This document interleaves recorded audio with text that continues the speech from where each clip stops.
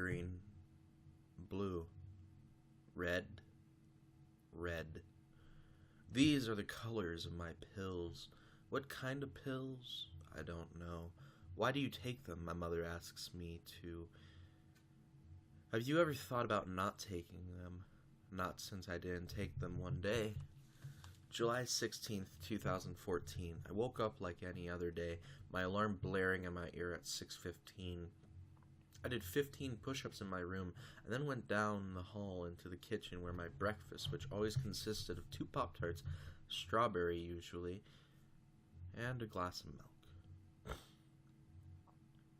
Adjacent to the bowl of food in the glass, there they were, green, blue, red, X2, sit out in a vertical row, just as I typed them. Never a separate order, never unaligned. They were exactly as I have typed them. It had been that way for as long as I could remember. Why did I choose this specific day to not take them? I don't know. I stared at them with a deep curiosity that day. Maybe my dream had affected my train of thought, or maybe I was just feeling extra brave. My mother had always told me that without my pills, I would be in so much trouble. Maybe that is what she told me as a child. As I got older, she told me that I am required to take them daily. No option. If she finds out I hadn't taken them, I would be grounded for a month with no electronics. That is not something I would not be okay with. And I always thought it's just swallowing 4 little pills, so why not?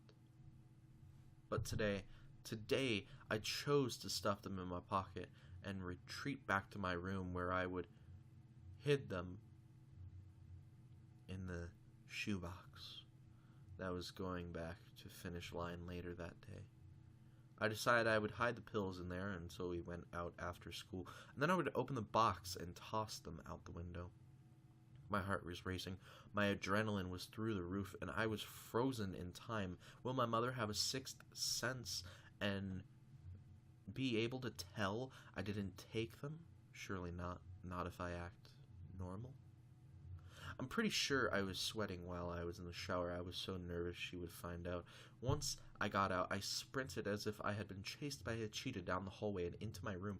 I rushed to get my clothes on and backpack together. I rushed so much that I actually forgot my entire folder for my reading class, and I hadn't noticed until I got on the bus.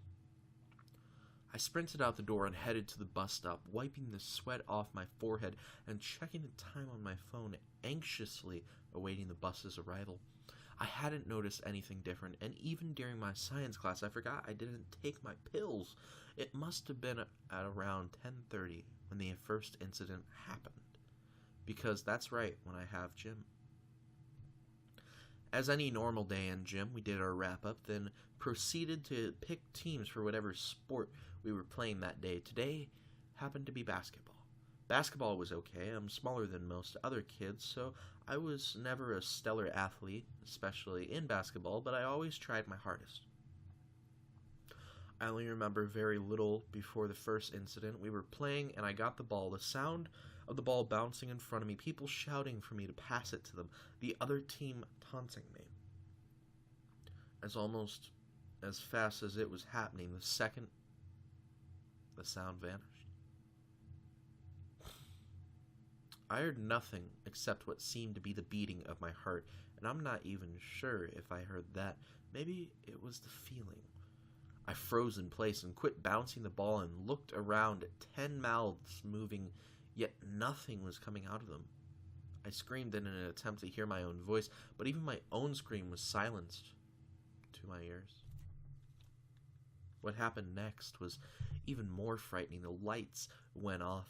Well, that's what I thought at first, but unlike usually when lights go off, your eyes adjust to the darkness. Mine never did.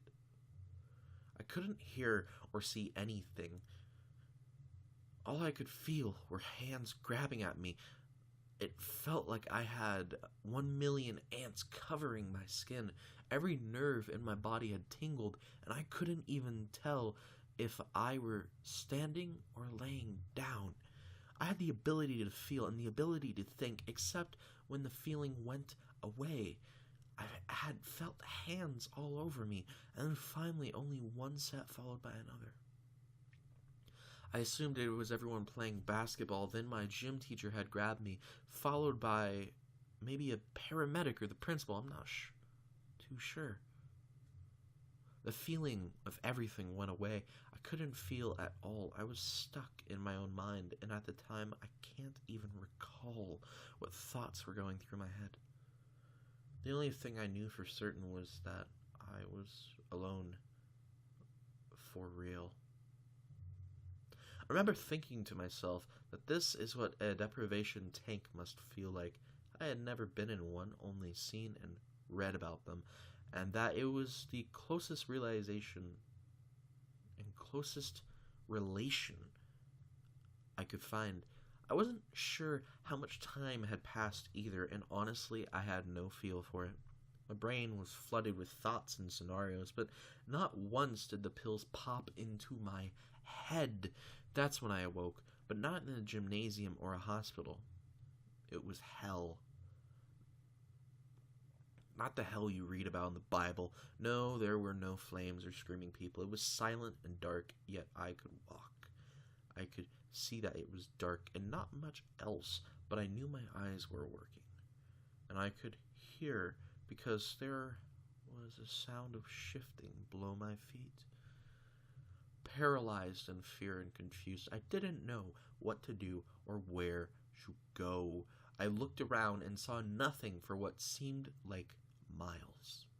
Like I had stepped into a flat plain with hard, cold concrete beneath my feet, and it was dark. That's when it happened. The ground beneath me began to crack, and the horrible smell of sulfur rose out of the small cracks that began to take place. I stood still until a crack right below me released the smell, but along with the smell, a small blue substance rose up, and from what I could tell, it was alien.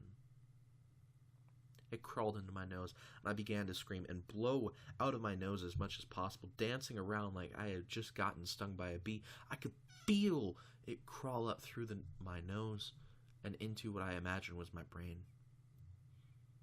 The cracks below me began to widen, and more of these blue, green, and red spores rose from the ground and began to penetrate my ears and my nose, causing the worst pain I have ever felt. I remember falling hard onto the ground and wiggling around, the feeling of burning, crawling, an indescribable moment that I could feel beneath my skin. Then I woke up. Not in hell, no, a bed. I checked the phone. July 18th, 2014 is what the front screen said. I looked around, and I wasn't in my room, but a different one. The phone also wasn't mine, but the alarm was ringing, and the time was 6:16. I got up and opened the door, peering out. I saw another room down the hall and one right across from me with the light on. I slowly opened my door and tried to listen for noise of anyone moving around. I decided to check the one across from me first. It was a bedroom, the master bedroom, much bigger than mine, and on the dresser I could see pictures of what appeared to be my family. Confused, I walked down the hallway and into the kitchen where a woman was standing, smiling. "Good morning. I made your Pop-Tarts and your milk," she said, far too excited for 6 a.m. She kept smiling as I responded with a puzzled look, slightly tilting my head like a dog. "Don't worry. What happened the other day is forgotten, and you can continue with your life. The bus runs at 6:50, she said once again in a tone that seemed almost robotic. "Oh, and don't forget to take your pills," she said. But this time her tone was different. It was much more stern and poignant. I walked to the table and I saw my bowl glass, and adjacent to them, green, blue, red, times 2.